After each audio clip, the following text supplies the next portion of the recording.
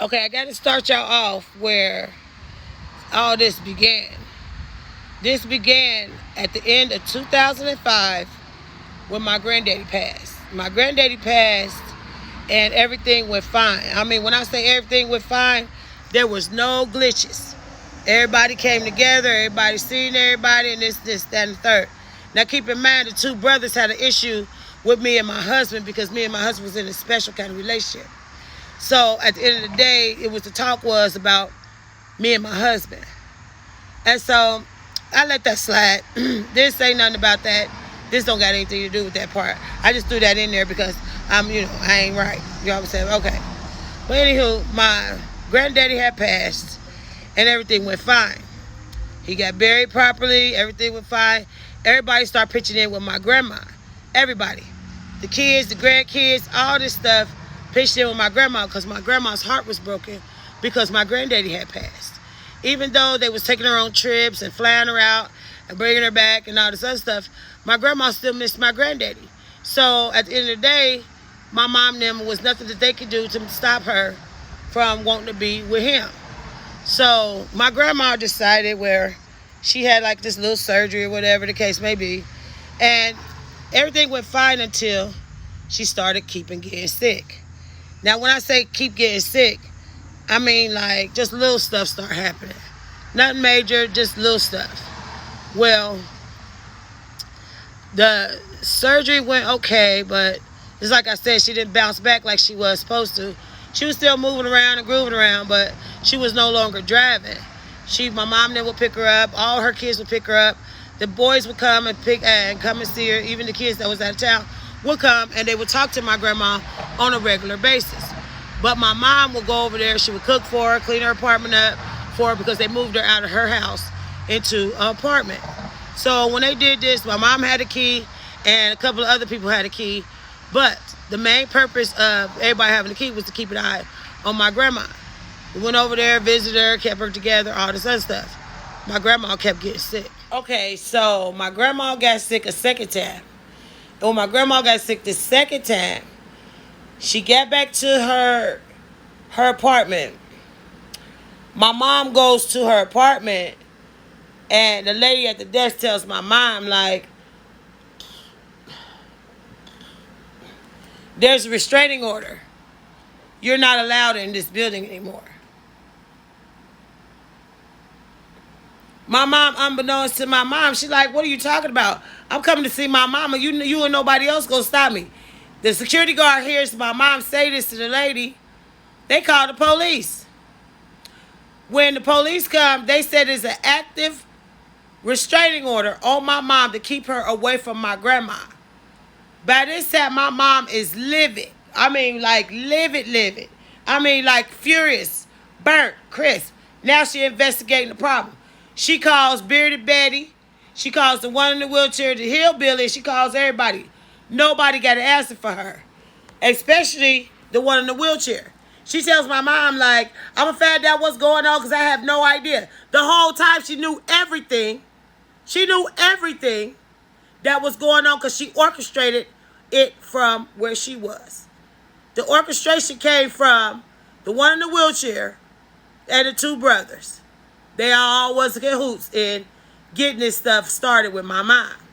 Now keep in mind, Bearded Betty and the hillbilly played like all this time. They didn't know what was going on. Oh, we're going to talk to them because there ain't no way they going to keep you away from her. Da, da, da, da, da, da.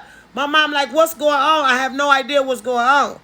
Now, they say it didn't have to. They say that my mom started it because she wouldn't tell them the amount that was on my grandma as far as taking care of her if something went wrong.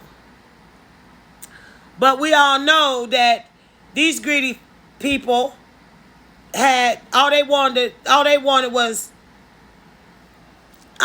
to know what was the amount that was on my grandma. My mom wouldn't tell them because if you didn't pay for it, why would you have to know that?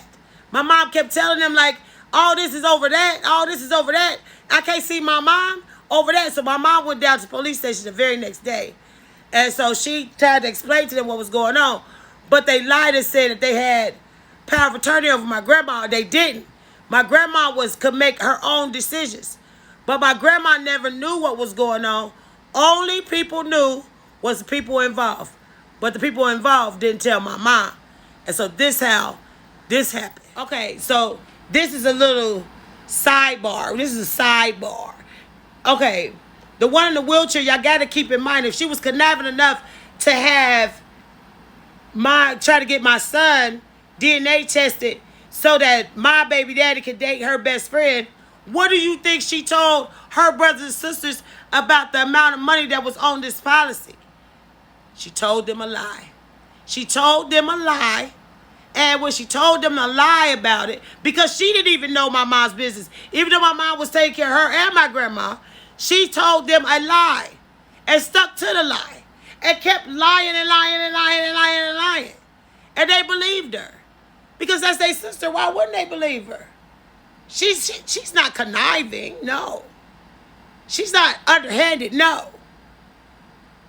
But she was doing her regular thing. Keeping stuff going. Stirring the pot.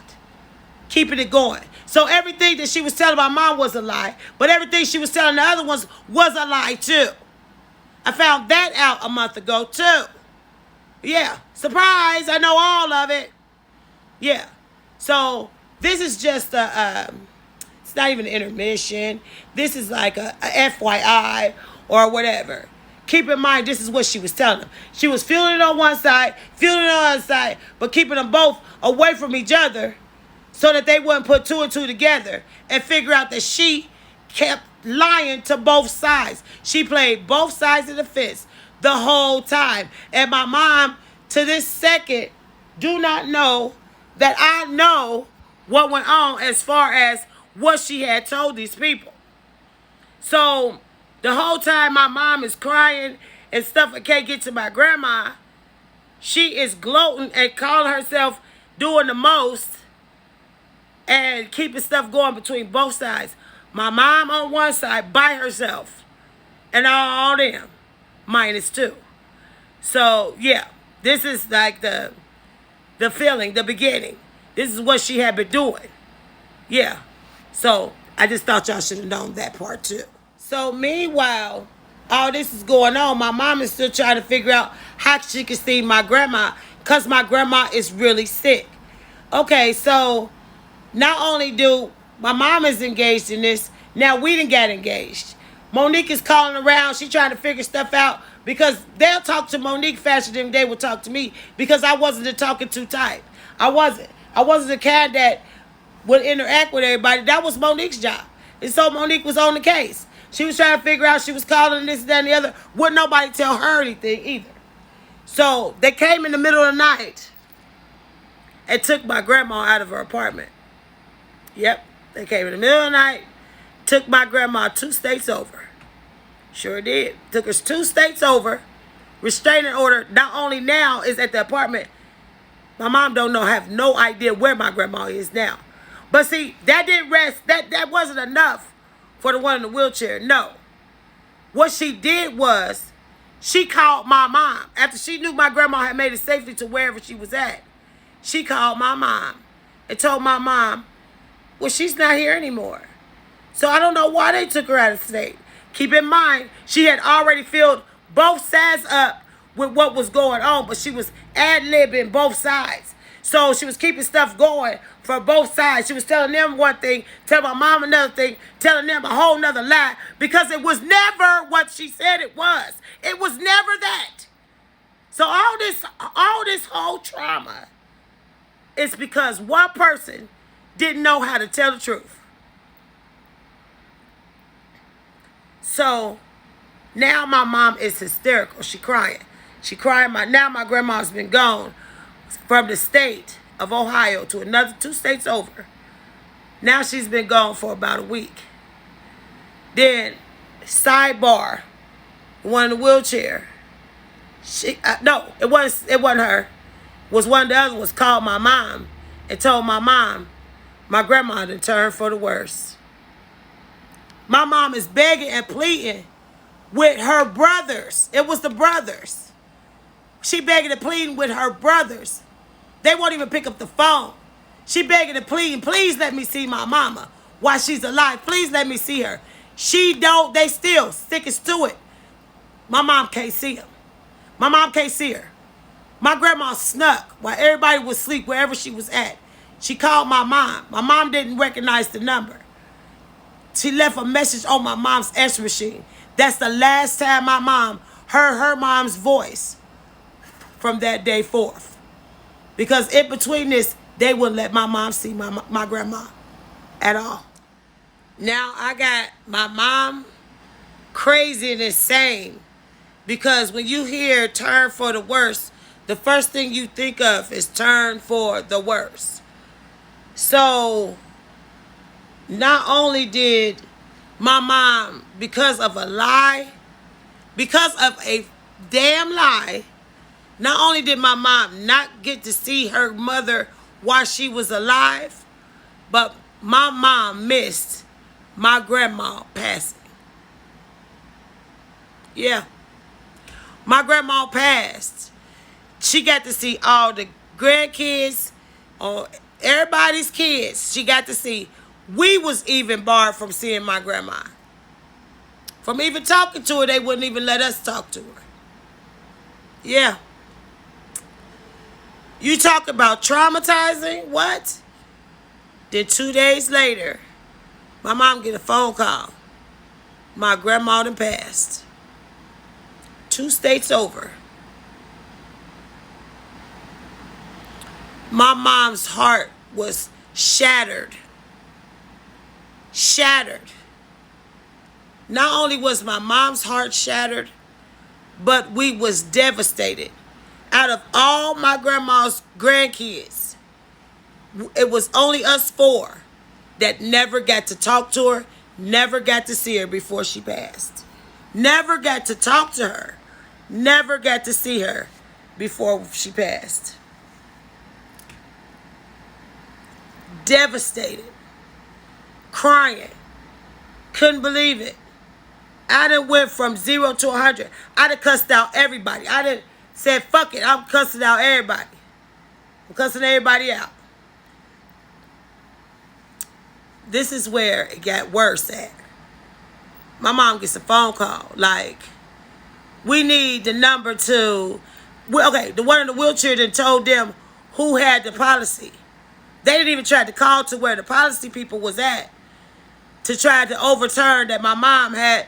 My mom was the major policy holder then with my grandma. Wheelchair Willie done told them who this person was. They done called harassed, told them they was going to do this, that, the third. They ain't got a pot to piss in nowhere thrown out of because they didn't do nothing. My mom's still devastated. My mom ain't slept. My mom is crying. My mom is devastated, and so are we. Keep in mind, she's still 2 states over. Now they got to bring the body back to Dayton, Ohio. This is now we headed towards the funeral. Sidebar.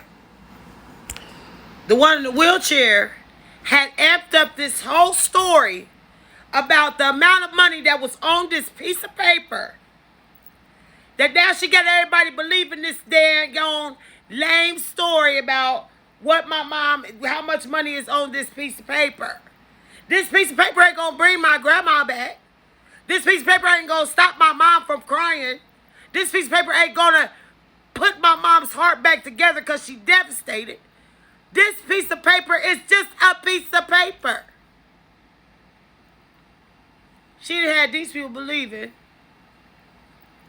that it was like a huge amount of money. The amount of money that was on this piece of paper, a person with a real good job can make it in 6 months. Yeah. See, because my mom has always took care of herself. My mom always was a money hoarder where she hoards her money. She won't spend it. She's pity pitch, pity pitch. Keep in mind, we not broke. We're not poor no more. Because we work now. We fully grown. We take care of ourselves. But no amount of money, and especially coming from the one in the wheelchair, had lied and told these people that it was a whole lot of money. And it was never that. And I found this out less than a month ago in a conversation with a third cousin. Surprise. Yes, it was a lie. And she had everybody believing it. Like somebody was maybe sitting on something fat. Yeah. The whole time, my grandma, the past, my mom never got to talk to her mother. We never got to say goodbye to my grandma. All I have in memory of my grandma was like maybe a month before she even got sick. Me and Edie went over to her apartment and saw her. She signed a book of matches.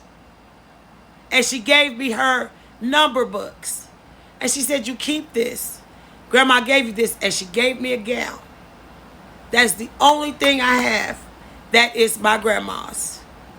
That was it. That was the only thing I had of my grandma's.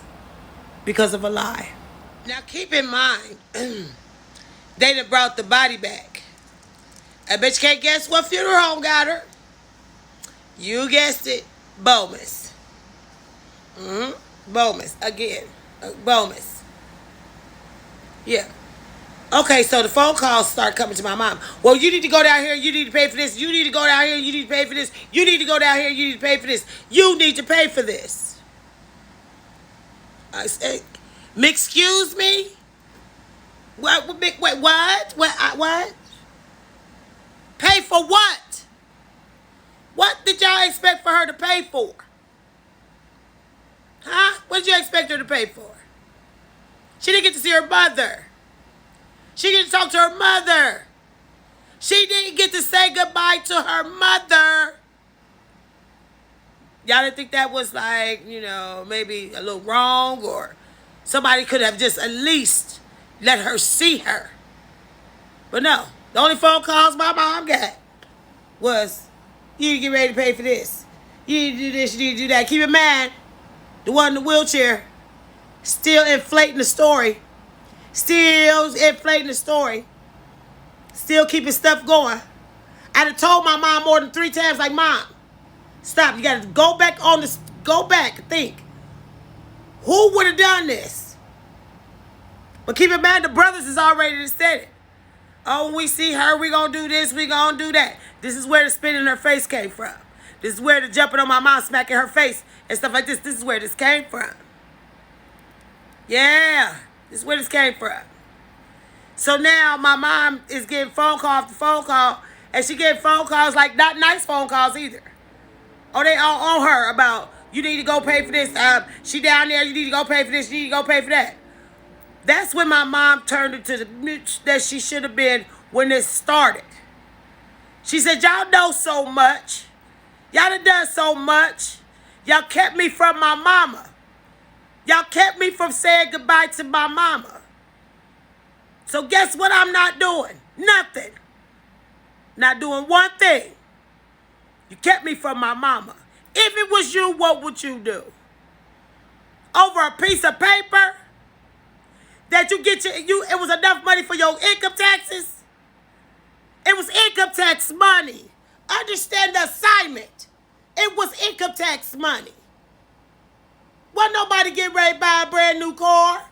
Wasn't nobody getting ready to buy a brand new house. It was for income tax money this shit started. Yeah. It's on now. So Bearded Betty and the one in the wheelchair and the hillbilly, they still talking to my mom like, it wasn't us, we don't know where this came from. This whole time my mom's brain is numb. Her brain is numb, her heart is broke, and she is devastated. This is a person that gave birth to her.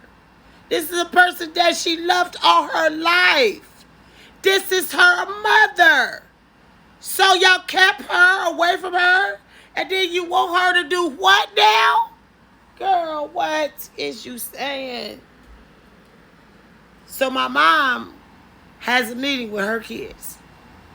We sit down and we talk to my mom because my mom is still devastated. My mom is still devastated. Now they pissed on the other side. My mom is hurt. My mom is hurt. My mom's soul is tore out of her body. She's hurt. So Monique tells my mom, like, Mom, what are you going to do? She said, I got to see her. I got to see her. So my mom was going to the funeral. Now keep in mind, cousins, all this and that come from out of town, all this and that and the other. They never spoke to my mom. They never said anything to my mom. What they did was they kept it quiet, on the hush. They talked to all the rest of them, but not my mom. All the rest of them had access to everything, but not my mom. My mom didn't know nothing. Only way my mom knew is because the two good sisters was the ones that told my mom where the services was at. She didn't even know that. Right. So the day of the funeral comes. My mom puts on a pair of gym shoes, some slacks, and a shirt. Inside of her bra, she had her friend with 6 other little friends with her. My mom was heading to the funeral. Now keep in mind, they still ain't messing with my mom. They are not messing with my mom. My mom's youngest sister, Loretta, her second to the youngest, Loretta, was the only one that actually stood up for my mom at this point. All the rest of them, except for my Aunt B, stayed neutral when all this stuff was going on. Now keep in mind, it's time for the funeral now. It's time for the funeral. My mom rode to the funeral with Monique and Bubba, with my brother in tow in the next car. Margaret rode with her husband. It was me and Edie in the next car. Monique and Bubba and my mom gets there. When they walk in, everybody turns, looks at my mom, and turns back. Nobody welcomed my mom. Nobody spoke to my mom. Nobody spoke to my mom. Nobody. Because they all got told the same story that they probably had ad-libs and add-ons and breaks off and all this other stuff that my aunt decided to create. They all heard this story, but different versions of the same lie. So they wasn't messing with my mom, see. So when Monique and Bubba and my mom got in there, Monique grabbed my mom's arm and they sat on this side of the church, to where everybody else was sitting on this side of the church. My mom sat in the first row with my sister and Bubba by herself. Keep in mind, they had been sitting there. So the whisper was going on. Because you know how they love to gossip.